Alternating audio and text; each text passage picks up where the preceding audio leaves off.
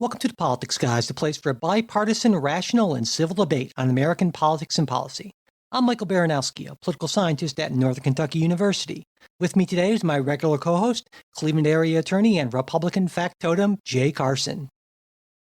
Good morning and Merry Christmas, Mike. Whatever the hell you celebrate. It's tomorrow will be Festivus, and so I celebrate that, of course. Right. Made up Seinfeld holiday, but I love it. Merry Christmas to you too, and happy holidays and all that kind of stuff. So, before we get to the show today, Jay, I want to just briefly mention two things. First off, as listeners, as you know, we recently had on with Trey, Alexandra Philandra and Athena King for their second appearances each. So if you have any thoughts on them, whether you'd like to see them on a regular, like once a month or so basis, let us know what you think, positive, negative, indifferent. I guess if indifferent, you're not going to bother. But anyway, we would really appreciate your feedback on that.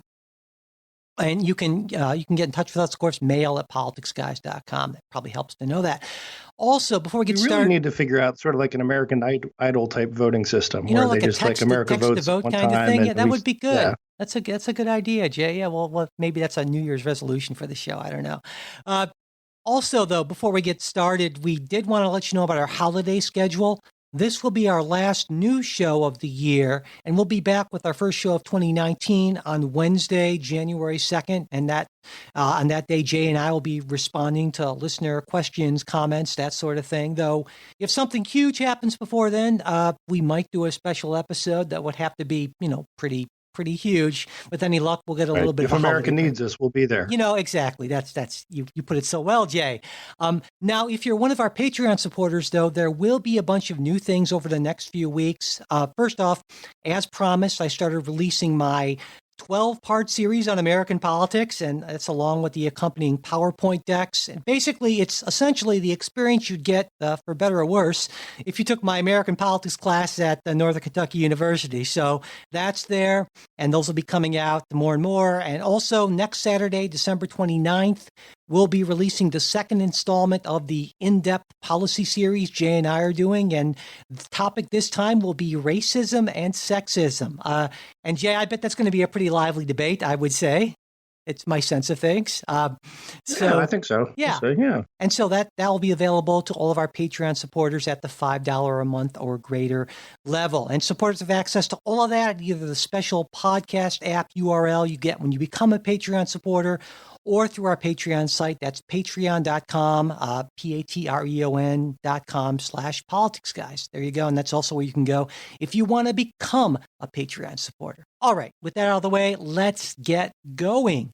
And I think the obvious place to open is with the partial government shutdown, which will affect around 25%. It's been a crazy week, but let's start with that. I mean, it's around a quarter of the federal agencies for which funding hadn't already been approved earlier in the year. And, at the early part of this week, it actually looked like President Trump was going to back down from his demand that Congress include $5 billion plus in funding for that Mexico border wall, given the pretty clear fact that the votes just don't seem to be there in the Senate.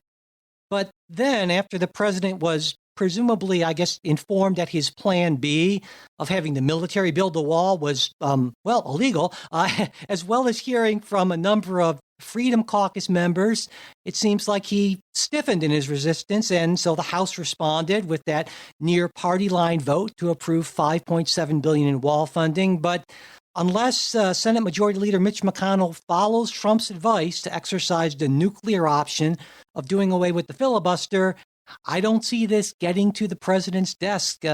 So, Jay, how do you see this playing out? I mean, clearly, I'd say the president once again surprised almost everyone, and that's including the Republican congressional leadership with this latest move. So, what do you think the strategy is here, or do you think there's a strategy here? Well, I mean, it's your guess is as good as mine, probably better than mine. We should also say we're recording this on Saturday morning, and it is still sort of, the ball is staying, things are still developing, and I again, just before we went on air, I saw on the news of senators saying, well, they think they still could maybe, come up with something. I don't know. So this may be sort of old news by the time our listeners get it.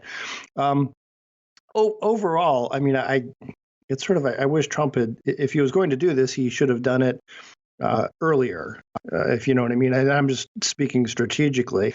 Make sure the Senate has enough time to work out some sort of compromise, that we didn't have to hit the shutdown. But listen, I think the other thing that's sort of funny here is what the sides are fighting over is not, in the scheme of government spending, a big number, right? The Democrats had record is saying they would approve 1.5 billion or 1.6 billion. And this asked for a little over 5. So, we're arguing over about $3 billion, which is, the government spills more money, in a day than that. So it's sort of a funny thing. And also, we're talking about this 25% government shutdown, which is not the drastic. The effects will not really be felt by most Americans. Checks will still go out, offices will still be open, and so forth. So that said, I think Trump is going to end up sort of having the upper hand on this one, just because it's the wall is his signature issue that he ran on. I think for him to back down, even though it was largely symbolic, he had wanted a much bigger wall, much more beautiful wall, a $25 billion wall. But if he can settle for somewhere between a 1.5 and a $5.5 billion wall, he can still declare victory, and the Democrats can declare victory, saying we didn't give Trump the wall he wanted, but we're still big on border security. Yeah, well,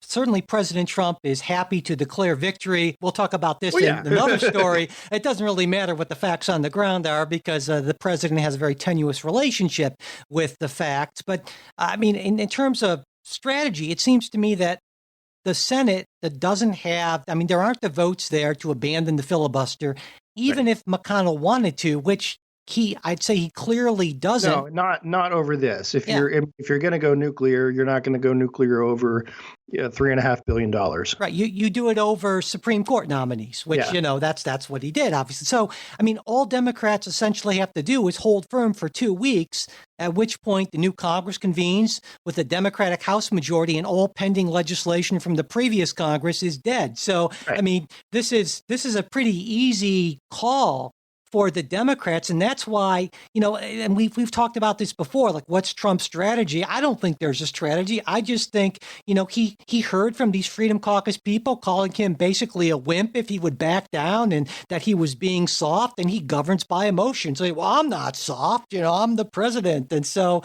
I think this is a big mistake, but it doesn't surprise me. It's an administration of big mistakes. But keep in mind, if we come back, in the new Congress 2 weeks from now, the president will go to the Congress and will say, I would like my wall built, please.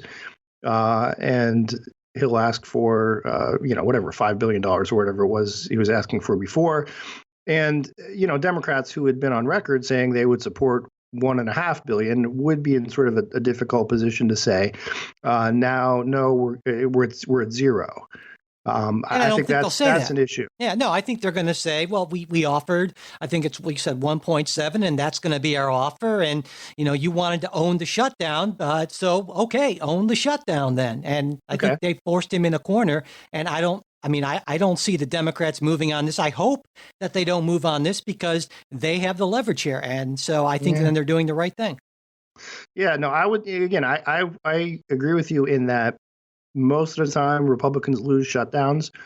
I think this one will be a little bit different, though. Can you tell me why? I don't get why. I guess I'm struggling to understand. Because look, I think it's not important to the Democrat Party, but by and large, for the American people, they do see border security as being a big deal, whether it's a wall or whether it's some other kind of barrier or more money.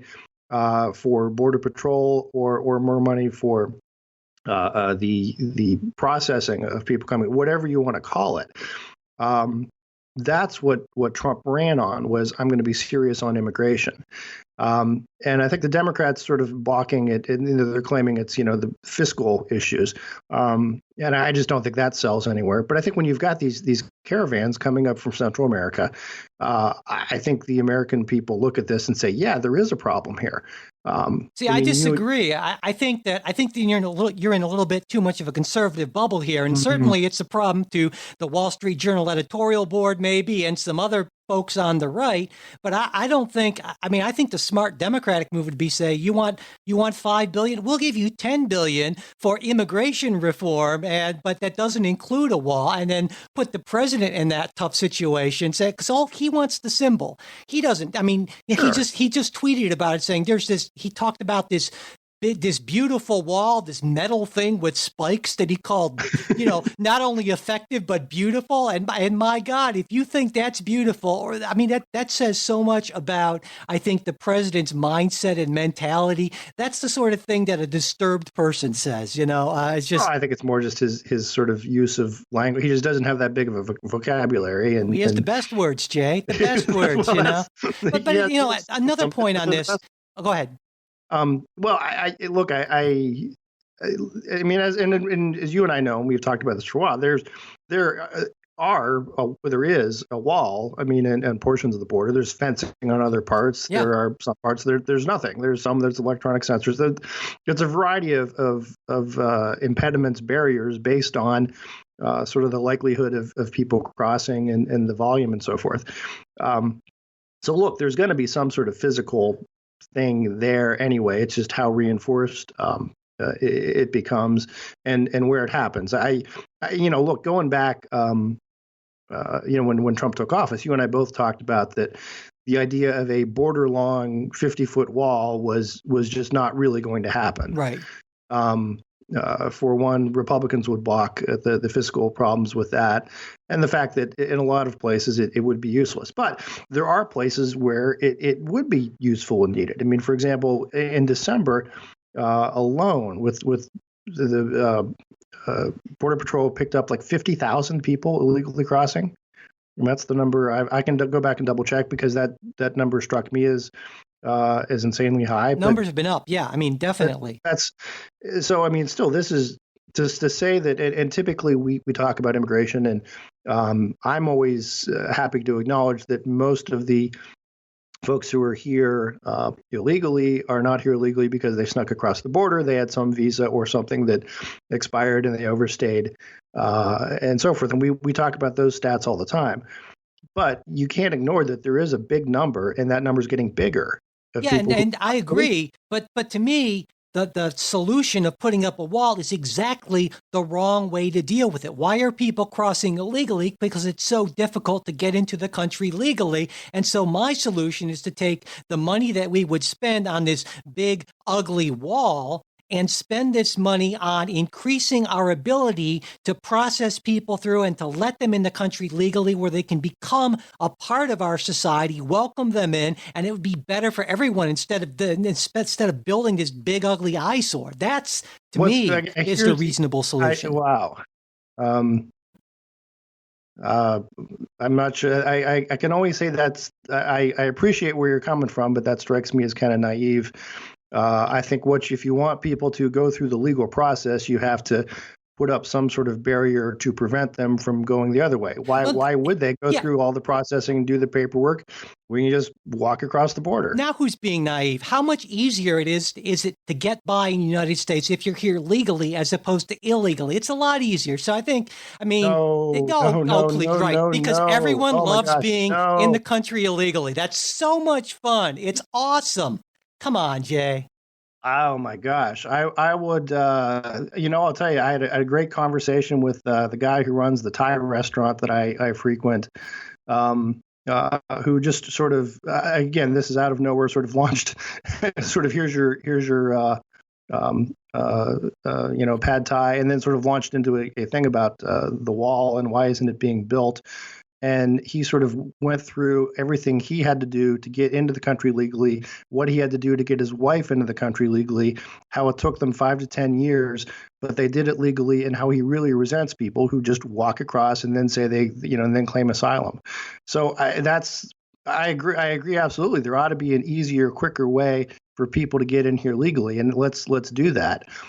But So we agree on that. if you don't take away the incentive of just coming in, claiming asylum, and then you're here for quite a while, and just to go to a sanctuary city, and there you go. No, I see what you're saying, and in a sense, yeah. I mean, it's not like I'm calling for open borders and let everyone in no matter what. And I think that would be, if that's what you took it as, and yeah, absolutely, that I disagree with that. So I actually think we probably have a lot more common ground on this issue than maybe it first appeared, I would guess. So, but there's one other thing I wanted to mention is, again, to me, this seems to be another example of how easy it is to manipulate President Trump. I mean, he has these huge, obvious emotional buttons.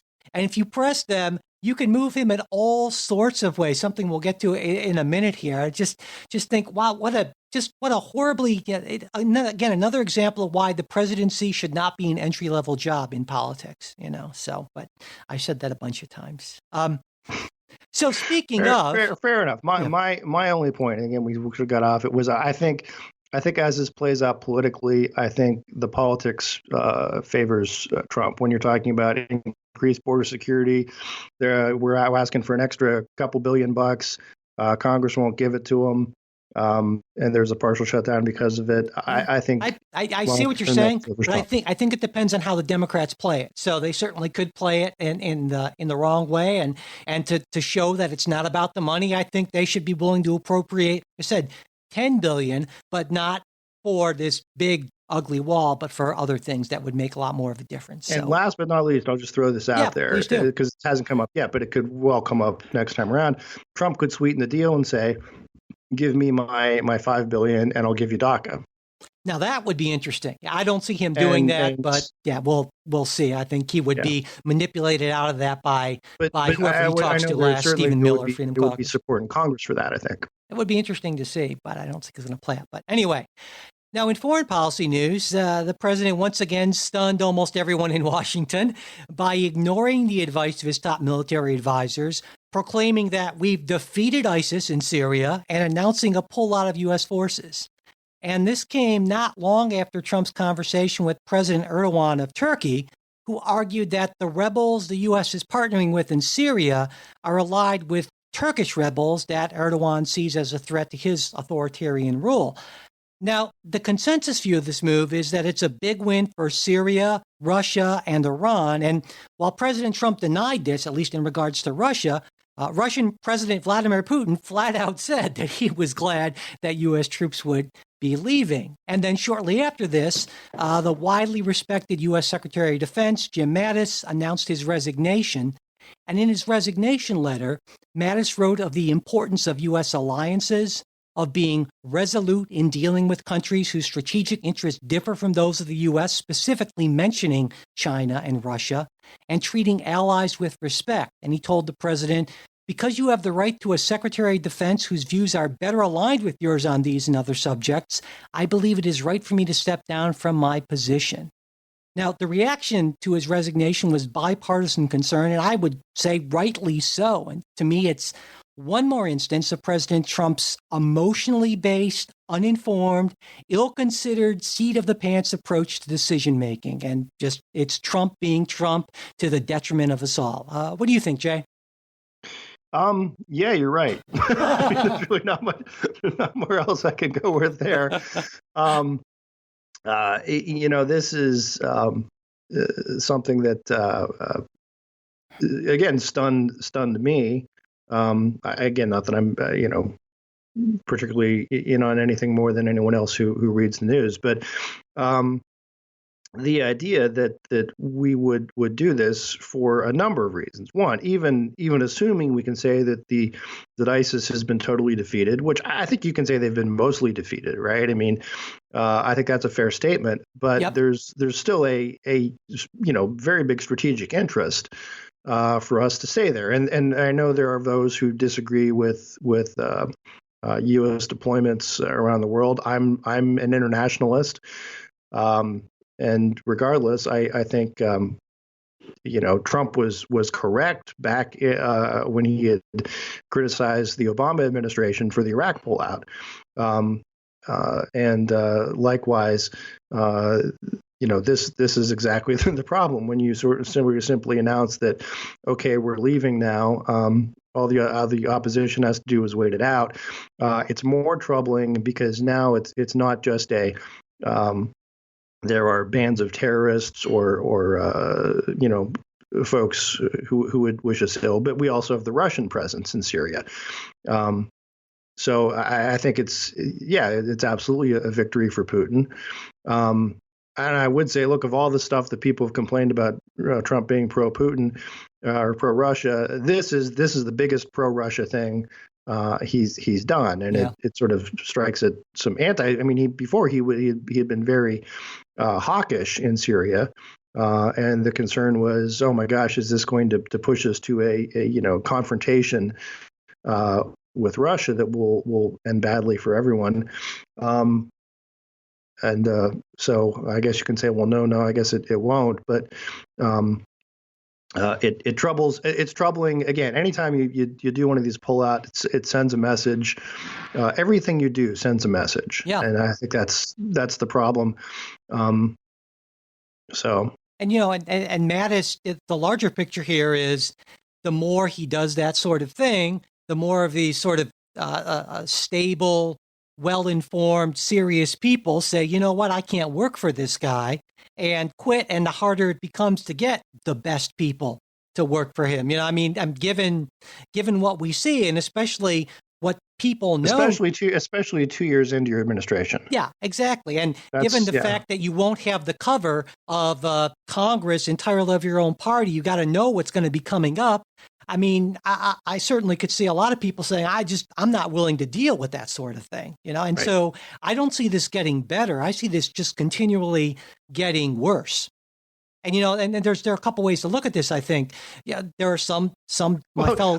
I guess I could always look at it as well. He might change his mind tomorrow. Yeah, well, exactly. Yeah. Sort of, but it's on the it's that stability thing, right? I mean, we talked about with the the first story, we talked about the fact that he surprised everyone, and that seems to be his MO, to keep people off balance and so forth. But what happens that shakes your allies' confidence, that shakes the financial markets. That's not the way that you can operate, at least long-term and successfully, as president of the United States. You can do it maybe as a New York real estate developer and reality TV star, but it's not the way you can operate as president. And that has nothing to do with his policies or anything like that. That's just a strategic sort of reality, I would say.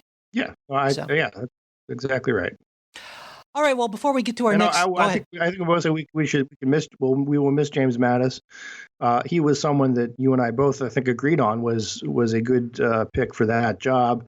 And I also want to say I think that he did the right thing and the honorable thing. If you can't deal with the president, you can't. Then you respectfully resign, like he did.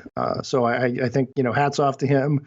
Not trying to do any infighting or that sort of he's like palace intrigue kind of stuff. Yep. Just say, look, this is I'm not your guy, and best wishes. So. Absolutely, he's like the anti-Michael Flynn. I will point out that Mattis is a Marine and Flynn's I think an Army guy. So not that I have any service bias there. Anyway.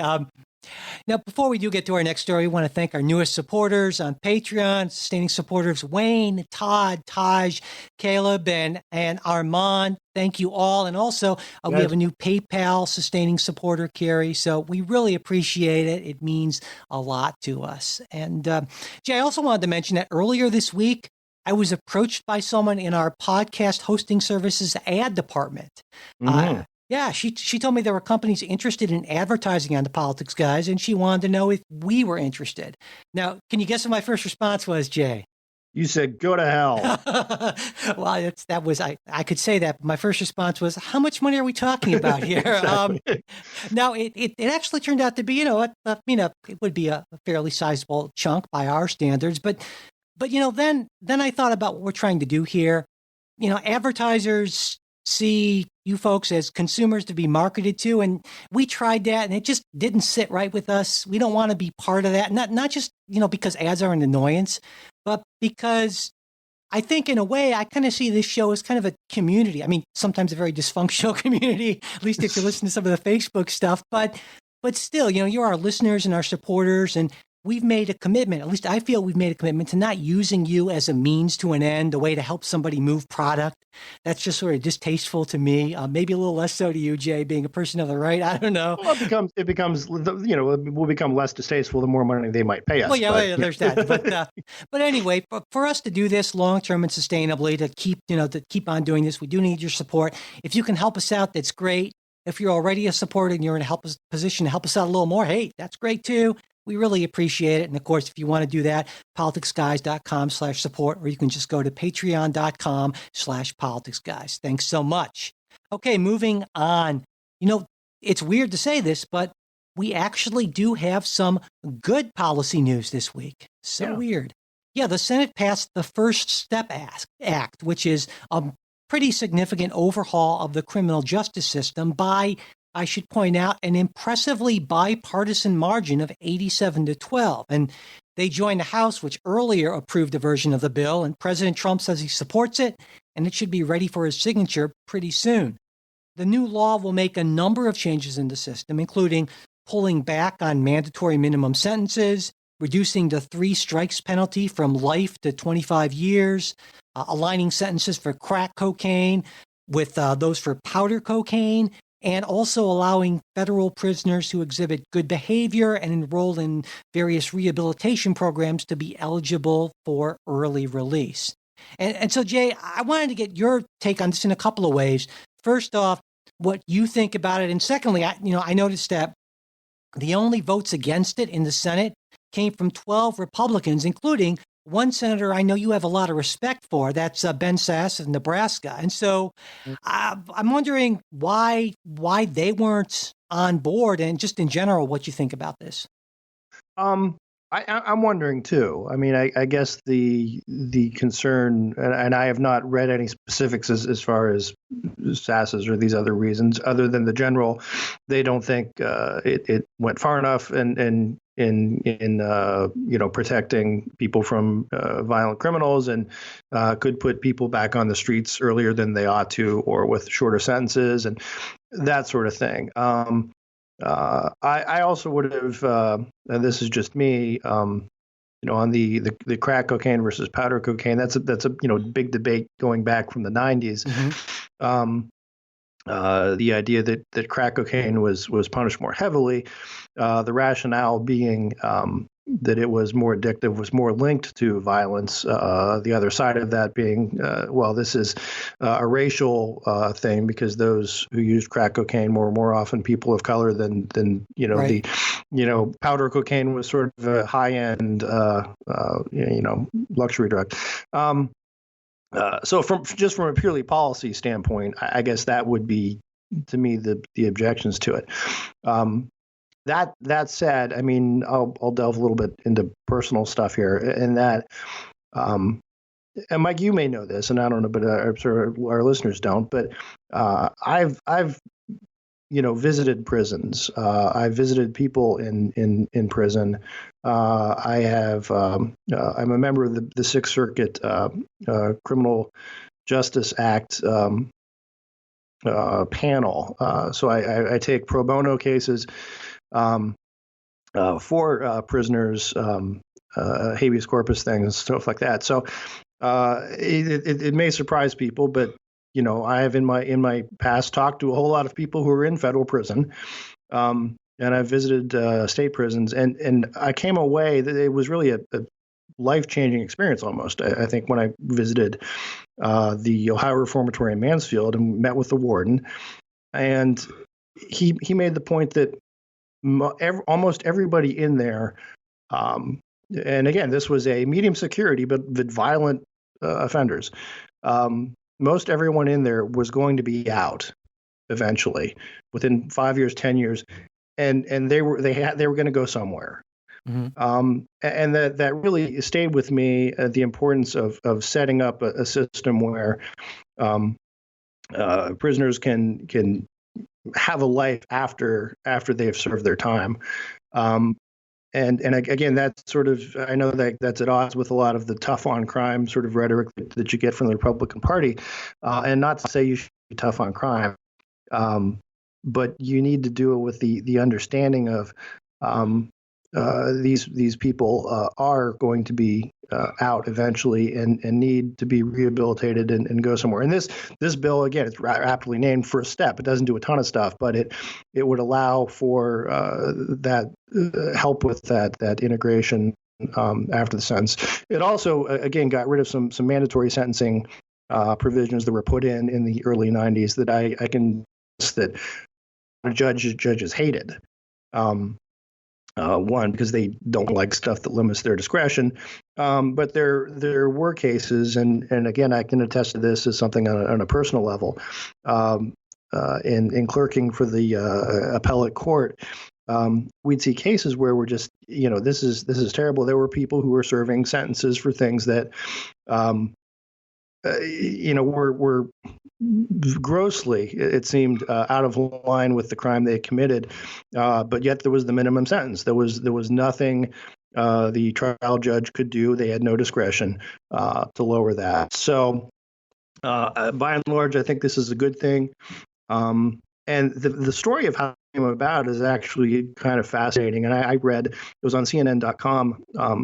But the whole involvement of Kim Kardashian and Kanye West and Van Jones and this sort of weird sort of cast of characters who you wouldn't expect to be involved in policymaking, how they got this done, and it's interesting reading. So yeah, I thought we would be more or less in agreement on this being a good thing. And it's a good point also that you made that, it is just the first step. And what a lot of people might not have known before this was passed, or it will be a law, at least pretty soon, is that, only, I think it's 13% of inmates in prisons in the U.S. are federal inmates. And so, there's only so much that Congress can do here, right? And of course, one of the problems with our criminal justice system, I would say, is that we have by far the highest incarceration rate in the world. We're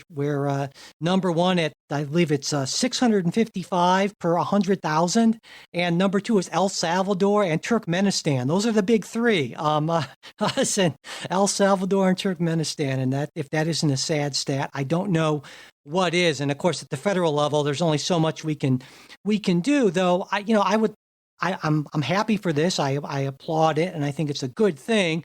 But I would like to see us do more. But that would have to happen through state reform. And I mean, we might differ a little bit on this, Jay. I would sort of like to see the federal government encouraging this by maybe tying some grant money to sentencing reform. What do you think about that? Yeah. I mean, okay, you're kind of half enthusiastic, I mean, it's sort of like, I was getting offered the ad money, because with that grant always comes some federal strings, and I think most states are re-looking at what they've done on criminal sentencing, right? And I can again.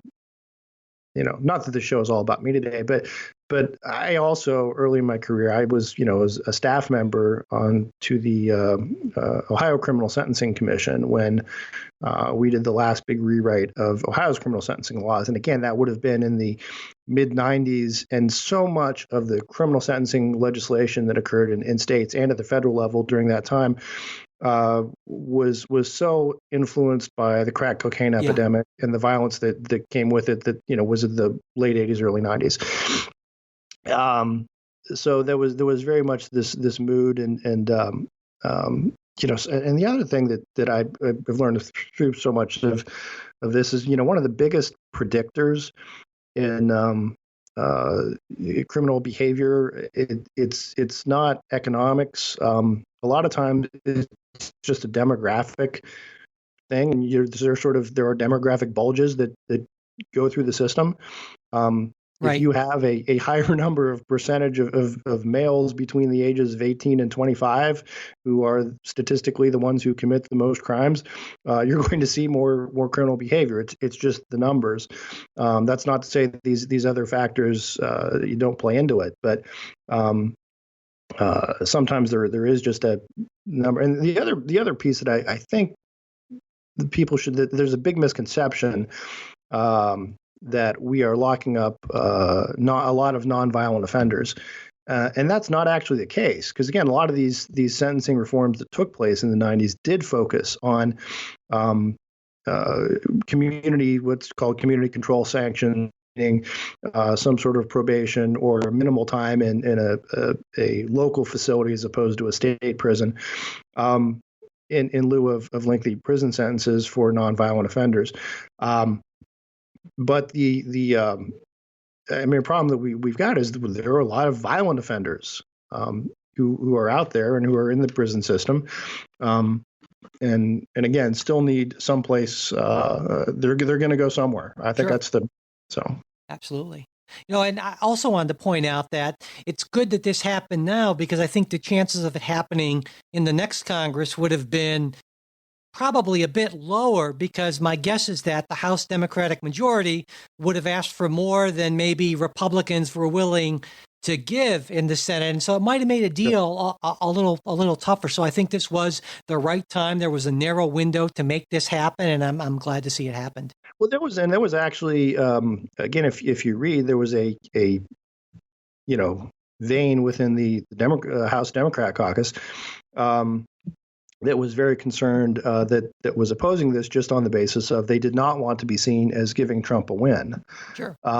And that's kind of crass politics, and I think we can be thankful that sort of our better angels prevailed on all sides, and we got something worthwhile done. Of course, I should point out that this was brought up when President Obama was in office, and many Republicans had exactly the same sort of response, except their better angels somehow did not prevail. But the Democrats did, which makes total sense to me. Anyway, let's move on. It was a big week for opponents of the Affordable Care Act. A federal judge in Texas struck it down in its entirety. Judge Reed O'Connor, who's a George W. Bush appointee, said in his opinion that once Congress zeroed out the tax penalty for those who did not have insurance — they did that in the tax overhaul they passed — the mandate could no longer be considered an exercise of Congress's taxation power, which was the grounds on which the Supreme Court found the mandate to be constitutionally permissible. But again, it didn't end with him just striking down the mandate. Judge O'Connor accepted the argument of the 20 plaintiff states, and those were led by Texas, that the mandate is so central to the law that there would be no way to sever it from the law in its entirety. And so the whole thing had to be declared null and void. Yeah. And President Trump, of course, tweeted his support. But then the White House also released a statement making it clear that pending appeals, the law would remain in place. And it seems to me that legal experts, the consensus on both sides was that, well, Judge O'Connor's decision on what's called severability was fairly questionable, saying that it might actually be seen as sort of unsustainable, and you could make a good argument that it's judicial activism here. Now, from here, the case will move to the Fifth Circuit, which has a reputation of being fairly conservative. And even if the judges there uphold it, the 5 Supreme Court justices who voted to uphold the ACA are still on the court. And my guess is that even if it gets to that point, it's unlikely that the swing vote, which is Chief Justice Roberts, is going to vote to overturn it. And I think what's telling also, at least in toto, yeah. Yeah, exactly. That's a good point. And I think what's also really telling is that a lot of congressional Republicans were really muted in their response to this ruling, and I think largely they see it as a potential campaign issue if it gets up to the Supreme Court level, because it'd be hitting around that time maybe, but also that there are a number of elements of Obamacare that are really popular with the public, like the no insurance denial for pre-existing conditions, sure, and the ability to get kids to stay on their parents' policies till they're 26 and that sort of thing. So now, Jay, you're our resident attorney here. What's your take on this? I would say I'm sort of falling into the consensus conventional wisdom. I think the judge got it right on the taxing power issue. but he overstepped on severability. There's sort of a presumption for severability, if you will, that if one part of a legislation is struck down, the rest of it can remain intact. So I think the Obamacare can remain intact even without this provision in there. It may be more expensive, it may be more clunky, but I disagree that it unwinds the entire system. And I think, Jay, that's a point that a number of commentators made when they said, if Congress had intended for that to be the result, then they would have made some mention of it in the tax reform law, which zeroed this out. And so essentially the argument is, and we've talked about this before, this, whenever you possibly can, you adhere to the wishes of the legislature and so a lot of folks would say, well, maybe you're anti-ACA, and I think that's fair to say, Jay, that you are personally, but you're much more a principled when it comes to being against judicial activism, whether it's from the left or the right. I would say before you get to the wishes of the legislature, the first question you ask is, what do the words say? What did the plain language say? Is there an intent that is manifest in that language? Right. And in this case, there is not. Then the question for judicial review that legislative intent only really kind of comes into play where there's some ambiguity. And I don't know that there is here. So my guess is it'll go to the Fifth Circuit. The Fifth Circuit will affirm in part and reverse and remand in part.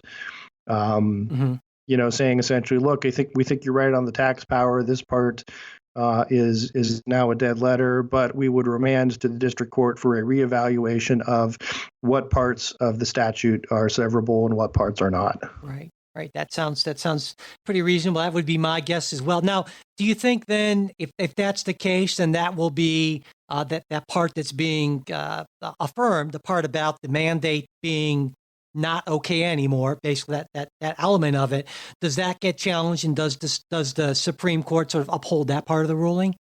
I mean, I think they have to, right? I mean, if you look at how the decision so the Sebelius decision came about, Roberts relied it all came down to that taxing power. And again, there was the bizarre thing of, Obama sold it as this isn't a tax, and then when it got to court, well, this is a tax, it's a taxing power. That's where our authority lies. I don't see a constitutional off ramp on that one, to say, okay, well, no, it's something else, because they sort of put all their eggs in that basket.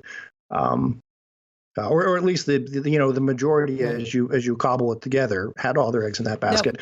Yep. There would be I think the more liberal wing that would say, no, this is a Commerce Clause issue, right. But I don't think there's 5 votes for that. Well, I'm wondering, and I'm not sure about this, but I'm wondering what sort of a difference in reality it makes, because right now you have a mandate with no penalty. Yeah. Right. And so to just basically say that you can't have a mandate with no penalty, well, you can still presumably have the exchanges, I would think, but I don't know. I mean, does that unwind that entire part of that in its entirety? Does that mean that you can't even have the exchanges or not? And that's what I'm wondering, essentially. Well, I think that's the stuff that I think it goes back to the district court to develop a bigger factual record. Right. I mean, I think what would have to happen, and again, I'm saying this without having read all the briefs and followed every bit of it, but there would be sort of evidentiary hearings of the state would come in and say, look, here's why the exchanges can't work anymore, because we know by experience, here are the numbers, people won't sign up. It's just going to collapse, into itself, like, this black hole kind of thing, death spiral and so forth. Other side would probably argue, no, we can still have the exchanges, they can still work. It might be more expensive, it might be more cumbersome. Yeah. There might be fewer plans, that sort of thing. I think that's a factual argument that would have to be developed at the trial court level. Yeah. And I would say, I mean, just from a principle standpoint, the sort of approach of judicial restraint would be to say, well, let's not impose our judgment on this and let's kind of see what happens. Yeah.